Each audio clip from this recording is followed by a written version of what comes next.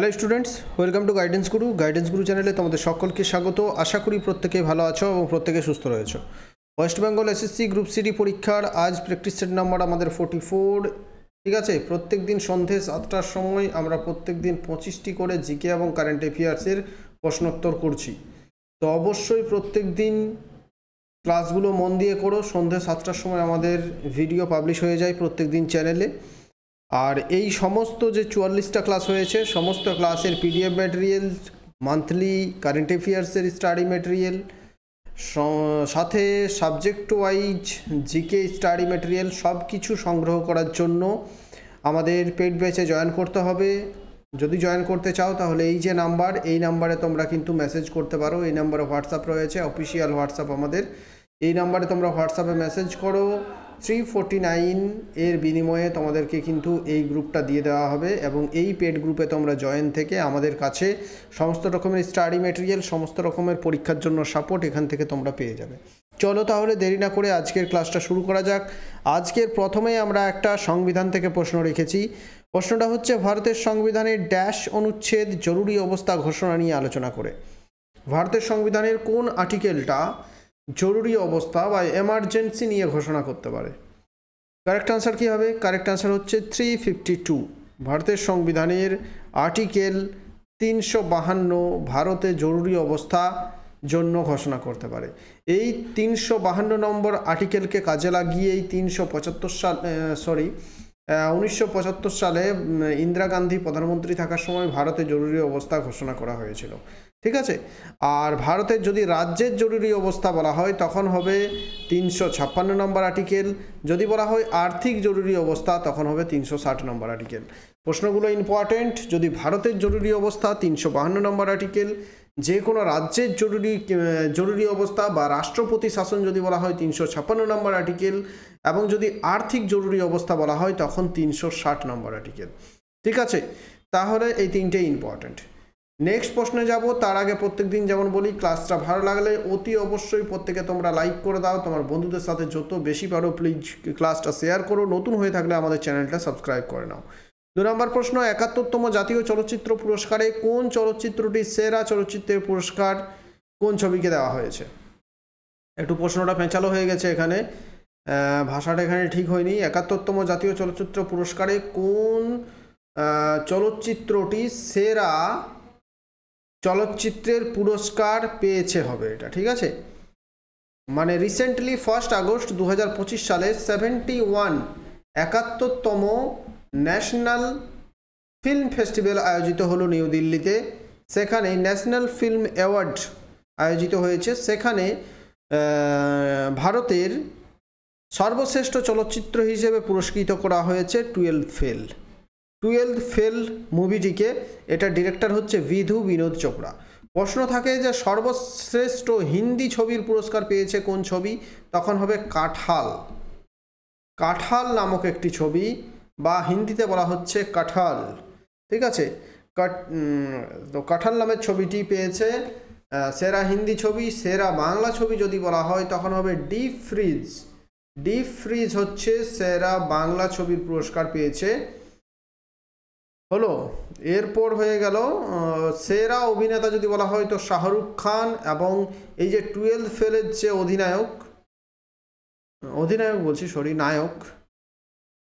12 ফেলের যে হিরো সেটা কিন্তু ঠিক মনে পড়েছে না কি নামটা যেন, তো শাহরুখ খান আরেকজন পেয়েছেন। এবং সেরা যদি নায়িকা বলা হয় তখন হবে রানী মুখার্জি। এই যে মিসেস চ্যাটার্জি ভার্সেস নরওয়ে, এই মুভিটার জন্য পেয়েছেন রানী মুখার্জি। আর শাহরুখ খান পেয়েছেন জওয়ান মুভির জন্য। 12 ফেলের জন্য পেয়েছেন কি নাম ঠিক মনে পড়ছে না আমার, নতুন হচ্ছে কেউ। 3 নাম্বার হচ্ছে নিম্নলিখিতগুলির মধ্যে কে নীতি আয়োগের চেয়ারম্যান কে? নীতি কথার অর্থ হচ্ছে national institution for transforming India, নীতি। ঠিক আছে, national institution for transforming India. এই নীতি আয়োগ প্রতিষ্ঠা হয়েছিল 1 জানুয়ারি 2015 সালে। এর আগে ছিল 1950 সালে তৈরি হয়েছিল প্ল্যানিং কমিশন। সেই প্ল্যানিং কমিশনকে ভেঙে দিয়ে 2015 সালে নীতি আয়োগ তৈরি হচ্ছে। আর নীতি আয়োগের চেয়ারম্যান সব সময় থাকবেন যিনি ভারতের প্রধানমন্ত্রী, তিনি হবেন চেয়ারম্যান। তাহলে যখন যিনি প্রধানমন্ত্রী থাকবেন তখন তিনি নীতি আয়োগের চেয়ারম্যান হবেন। তাহলে অপশন 2 নরেন্দ্র মোদী। আর যদি বলা হয় যে বর্তমানে নীতি আয়োগের সিইও কে রয়েছেন, তখন হবে সিইও হচ্ছেন BVR সুব্রমণিয়াম, আর রাজীব কুমার হচ্ছেন ভাইস চেয়ারম্যান। ঠিক আছে। 4 নম্বর হচ্ছে সম্প্রতি কাকে securities and exchange board of India SEBI এর 11তম চেয়ারম্যান হিসেবে নিযুক্ত করা হয়েছে। সেবি ভারতের একটা অতি গুরুত্বপূর্ণ সংস্থা। Securities and exchange board of India, SEBI প্রতিষ্ঠা হয়েছিল সালটা মনে হচ্ছে, আমি যতদূর মনে পড়ছে 1988 সাল হবে। 1988 সালে সেবি প্রতিষ্ঠা হয়েছিল। আর সেবির বর্তমান চেয়ারম্যান হচ্ছেন তুহিন কান্তা পান্ডে। ঠিক আছে, তুহিন কান্তা পান্ডে। এটার যে ফুল ফর্ম সেটাও অনেক সময় পরীক্ষায় আসে। চলো পরবর্তী প্রশ্ন দেখব, গুরুত্বপূর্ণ পরবর্তী প্রশ্ন। কোয়াশিওরকর রোগ ড্যাশের গুরুতর অভাবের কারণ। কোয়াশিওরকর রোগটা কিসের অভাবে হয়ে থাকে? কোয়াশিওরকর রোগটা কিসের গুরুতর অভাবে হয়ে থাকে? কারেক্ট আনসার হচ্ছে প্রোটিন। কোয়াশিওরকর, ম্যারাসমাস, এই যে রোগগুলো এগুলো প্রোটিনের গুরুতর অভাবে হয়ে থাকে। Option 4 is the correct answer. 6 নম্বর প্রশ্ন হচ্ছে নিচের কোনটি ভারতীয় রিজার্ভ ব্যাংকের মুদ্রানীতির একটি উপকরণ নয়? নিচের কোনটি ভারতীয় রিজার্ভ ব্যাংকের মুদ্রানীতির একটি উপকরণ নয়? ভারতীয় রিজার্ভ ব্যাংক বলতে RBI এর যে মনিটারি পলিসি বা মুদ্রানীতি, সেই মুদ্রানীতির উপকরণগুলো হচ্ছে repo rate, reverse repo rate, cash reserve ratio, cash flow, liquidity adjustment facility. এগুলো সবই হচ্ছে RBI এর মনিটারি পলিসির এক একটা উপকরণ। কিন্তু জিএসটি কিন্তু মনিটারি পলিসির সঙ্গে কোনো এর সম্পর্ক নেই। পণ্য পরিষেবা কর মনিটারি পলিসির মধ্যে পড়ে না। তাহলে option 3 is the correct answer. RBI প্রতিষ্ঠা হয়েছিল 1935 সালে, ন্যাশনালাইজেশন করা হয়েছিল 1949 সালে RBI। 7 নম্বর নিচের কোনটি নোবেল গ্যাস নয়? নোবেল গ্যাস কোনগুলো? নিয়ন, আর্গন, ক্রিপ্টন, জেনন, রেডন, এগুলো হচ্ছে নোবেল গ্যাস। ঠিক আছে, কিন্তু এখানে এগুলোর সাথে নিয়ন, ক্রিপ্টন, আর্গনের সঙ্গে একটা অক্সিজেন ঢুকে রয়েছে, তো দেখেই বোঝা যাচ্ছে অক্সিজেনটা কিন্তু নোবেল গ্যাস নয়। লাস্ট পর্যন্ত অবশ্যই দেখো, মিস করবে না কেউ। প্রত্যেকটা প্রশ্ন তোমাদের পরীক্ষার জন্য ইম্পর্টেন্ট। খুব শীঘ্রই তোমাদের নোটিফিকেশন বেরোবে। আজ হচ্ছে 4 আগস্ট, আশা করা হচ্ছে আগস্টের 15 তারিখের মধ্যে নোটিফিকেশনটা তোমাদের চলে আসতে পারে। তো ক্লাসগুলো চালিয়ে যেতে হবে প্রত্যেক দিন।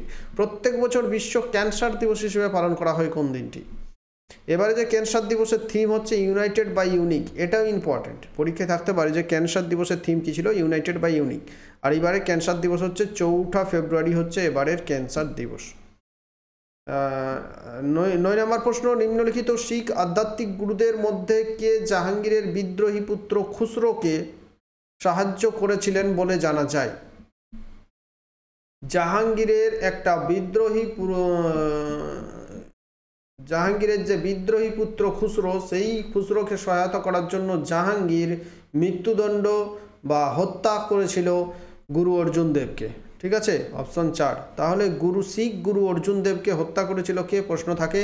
তো এই যে জাহাঙ্গীর হত্যা করেছিল। এই দুজন শিখ গুরুকে হত্যা করেছিল। ঠিক আছে, এই জাহাঙ্গীর হত্যা করেছিল শিখ গুরু অর্জুন দেবকে, এবং ঔরঙ্গজেব হত্যা করেছিল শিখ গুরু তেগ বাহাদুরকে। তো option 4 is the correct answer, গুরু অর্জুন দেব। 10 নম্বর প্রশ্ন হচ্ছে পাতার পৃষ্ঠে উপস্থিত ক্ষুদ্র ছিদ্রগুলিকে বলা হয় কি? পাতার পৃষ্ঠে উপস্থিত যে ক্ষুদ্র ছিদ্রগুলিকে সেটাকে কি বলা হয়? এই যে পাতার উপরে কি থাকে? ক্ষুদ্র ক্ষুদ্র ছিদ্র থাকে। পাতার উপরে ক্ষুদ্র ক্ষুদ্র, খালি চোখে আমরা দেখতে পাওয়া যাবে না, কিন্তু ক্ষুদ্র ক্ষুদ্র ছিদ্র থাকে। এই ছিদ্রগুলোর মধ্যেই পাতা থেকে জলীয় বাষ্প বাইরে বেরিয়ে যায়, আর পাতা থেকে অক্সিজেন বাইরে বেরিয়ে যায়, কার্বন ডাইঅক্সাইড ভিতরে ঢুকে, সবই কাজ হচ্ছে এই ছিদ্রগুলোর। এগুলোকে বলা হয় স্টমাটা। কি বলা হয়? Stomata. Option 2 is the correct answer. 11 number প্রশ্ন, নিচের কোন শহর থেকে মহাত্মা গান্ধী ভারত ছাড়ো আন্দোলন শুরু করেছিলেন? ভারত ছাড়ো আন্দোলন মহাত্মা গান্ধী ভারত ছাড়ো আন্দোলনের ডাক দিয়েছিলেন 8 আগস্ট 1942 সালে এবং পরের দিন 9 আগস্ট 1942 সালে ভারত ছাড়ো আন্দোলন শুরু হচ্ছে। সেই জন্য এই আন্দোলনকে আগস্ট আন্দোলন বা আগস্ট মুভমেন্ট বলা হয়ে থাকে এবং বোম্বে থেকে মহাত্মা গান্ধী আগস্ট আন্দোলনের ডাক দিয়েছিলেন। ঠিক আছে, তাহলে 4 অপশন 4। 12 হচ্ছে সম্প্রতি কোথায় ভারতে প্রথম ই ওয়েস্ট রিসাইক্লিং ইকো পার্ক তৈরি করা হয়েছে? এই প্রশ্নটা আগে করিয়েছি। ই ওয়েস্ট রিসাইক্লিং ইকো পার্ক, ই ওয়েস্ট বলতে কি ইলেকট্রিক ওয়েস্ট, অর্থাৎ যত রকমের ইলেকট্রনিক জিনিসের যে ওয়েস্ট বা আবর্জনাগুলো আছে সেগুলোকে রিসাইক্লিং করা হবে, এই ধরনের একটা ইকো পার্ক তৈরি করা হয়েছে নিউ দিল্লিতে। Option A is the correct answer. 13 নম্বর প্রশ্ন হচ্ছে ভারতীয় সংবিধানের নিচের কোন অনুচ্ছেদটি নাগরিকদের জন্য জীবিকার পর্যাপ্ত উপায়ের অধিকার নিশ্চিত করতে রাজ্যকে নির্দেশ দেয়? মানে একটা আর্টিকেল, যে আর্টিকেলে রাজ্যকে নির্দেশ দিচ্ছে যে নাগরিকদের জন্য জীবিকার পর্যাপ্ত উপায় অধিকার নিশ্চিত করতে হবে, নির্দেশ দিচ্ছে মানেই এটা ডিপিএসপির কাজ। ডিপিএসপি বলতে directive principal of state policy, কেন্দ্র থেকে, অর্থাৎ পার্ট 4 ভারতীয় সংবিধানের পার্ট 4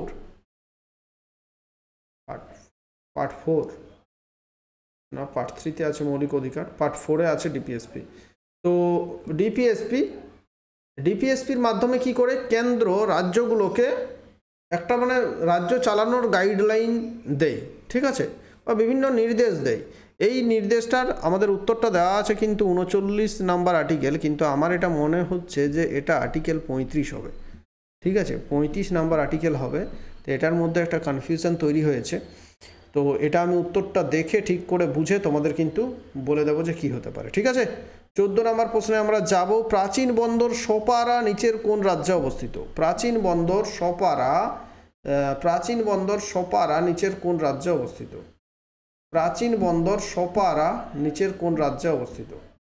সোপারা হচ্ছে একটা বিখ্যাত প্রাচীন বন্দর, মহারাষ্ট্রে অবস্থিত সোপারা বন্দরটা। 15 নম্বর প্রশ্নে যাব। নিচের কোন রাজ্য কফির সবচেয়ে বেশি উৎপাদনকারী? অর্থাৎ সবচেয়ে বেশি কফি উৎপন্ন হয় কোথায়?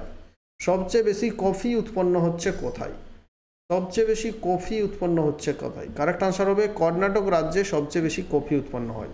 ভারতের টোটাল কফির 70% কর্ণাটক রাজ্যে উৎপন্ন হয়, তারপরেই হচ্ছে তামিলনাড়ু, তারপরেই হচ্ছে কেরালা। আর সবচেয়ে বেশি চা যদি বলা হয়, চা উৎপাদনে প্রথম স্থান অধিকার করেছে আসাম। কফি শাওয়ার বা কফি বৃষ্টি কোথায় উৎপন্ন হয়? তখন হবে কর্ণাটক। চিকমাগালুরু হচ্ছে কফি উৎপাদনের সেরা রাজ্য বা প্রথম জেলা। ভারতের মধ্যে সবচেয়ে বেশি কফি উৎপাদিত হয় চিকমাগালুরে, তাহলে কর্ণাটকের চিকমাগালুর। তাহলে option 1 Karnataka is the correct answer. 16 নম্বর হচ্ছে প্রজাপতি সংরক্ষণ করার জন্য ভারতের কোন রাজ্যে প্রথম প্রজাপতি অভয়ারণ্য গড়ে তোলা হয়েছে?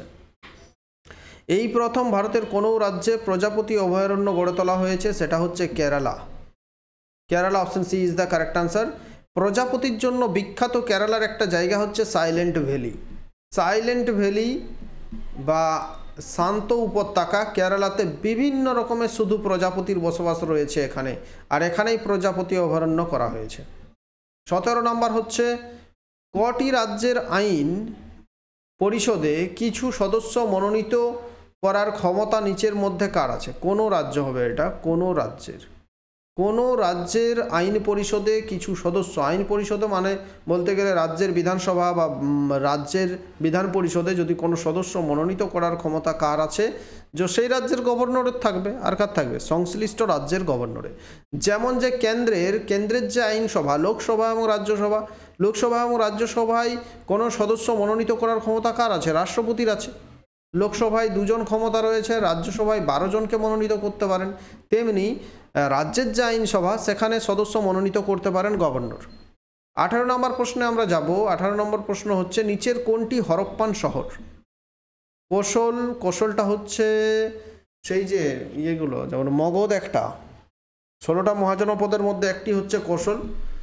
লুম্বিনী তো আমরা জানি, নেপালের লুম্বিনী গ্রাম বিখ্যাত, এখানে গৌতম বুদ্ধের জন্ম হয়েছিল। ধোলাভিরা, এই ধোলাভিরাটা গুজরাটের কচ্ছের রান, সেখানেই ধোলাভিরা অবস্থিত। আর যে হরপ্পার যে 5টা বড় বড় স্পট, সেই বড় বড় স্পটের মধ্যে একটি হচ্ছে ধোলাভিরা।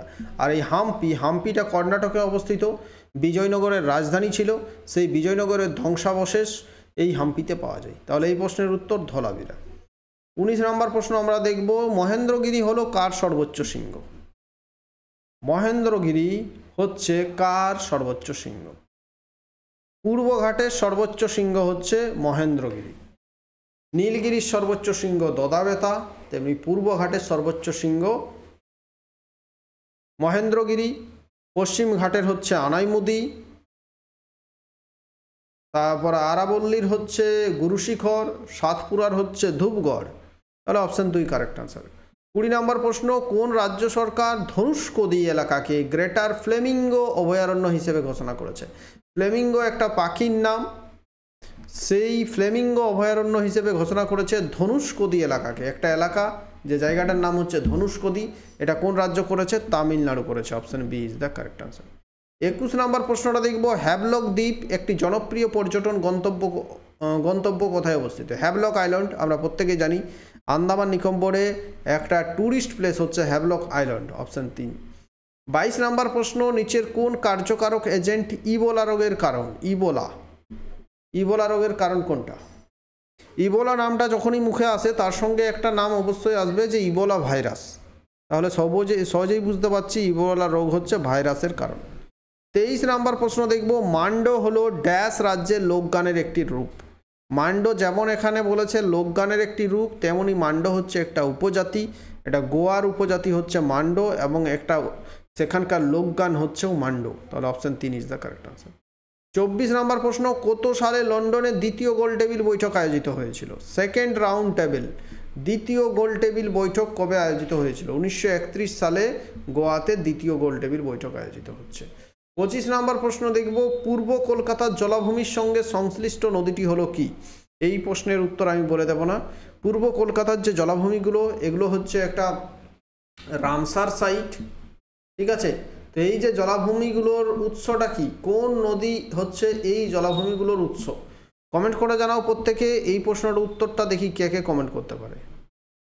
অবশ্যই প্রত্যেকে কমেন্ট করার চেষ্টা করো। আমাদের আজকের 25টা প্রশ্ন শেষ হলো। ক্লাস ভালো লাগলে প্রত্যেকে লাইক করো, তোমার বন্ধুদের সাথে বেশি করে শেয়ার করো। আমাদের ফ্রি টেলিগ্রাম চ্যানেলে জয়েন না করে থাকলে অবশ্যই জয়েন করো, ডেসক্রিপশানে লিঙ্ক আছে। আমাদের ফ্রি টেলিগ্রাম চ্যানেলের নাম হচ্ছে গাইডেন্স গুরু অফিসিয়াল। টেলিগ্রামে গিয়ে যদি গাইডেন্স গুরু অফিসিয়াল লিখে সার্চ করো পেয়ে যাবে, অথবা ডেসক্রিপশন বক্সে লিঙ্ক দেওয়া আছে, সেখান থেকেও তোমরা জয়েন করার অপশান পেয়ে যাবে, সেখান থেকে জয়েন করো। আর যদি আমাদের জিকে কারেন্ট অ্যাফেয়ার্সের যে স্টাডি মেটেরিয়াল ব্যাচ, সেই ব্যাচে জয়েন করতে চাও, এই হোয়াটসঅ্যাপে মেসেজ করো, সমস্ত ডিটেলস আমরা তোমাদের পাঠিয়ে দেবো। থ্যাংক ইউ, ভালো থেকো, সুস্থ থেকো।